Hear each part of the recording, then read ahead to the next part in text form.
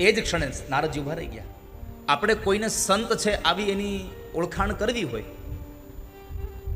નિશાળોમાં શિક્ષકો ટેગ લઈને ઊભા હોય, આવા આયોજનોમાં વ્યવસ્થાપકો એટલે કે સ્વયંસેવકો અહીંયા ટેગ મારીને ઊભા હોય, બધા એના વિભાગ અલગ અલગ હોય, ઓળખાઈ જાય.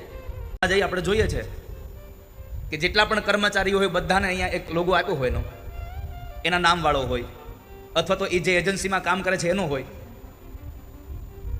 તો બધાને પોતાના એક એક ઓળખાણ માટે આપ્યું છે. હવે સાધુ હોય તો સાધુને ઓળખવો કેમ? સાધુ કોને કહેવાય? સાધુની સૌથી મોટી કોઈ ટેગ હોય ને તો એક જ ટેગ છે, સરલ સુભાવના મન કુટિલાઈ.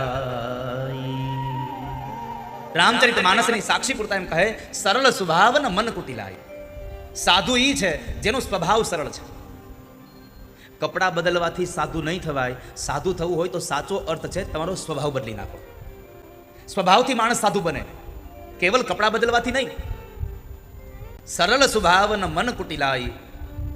મનમાં ક્યારેય કટુ ભાવ ન હોય કોઈના પ્રત્યે, ન કોઈનો રાગ, ન કોઈનો દ્વેષ, ન કોઈની ઈર્ષા. આવી જેની વૃત્તિ છે એ સાધુ છે.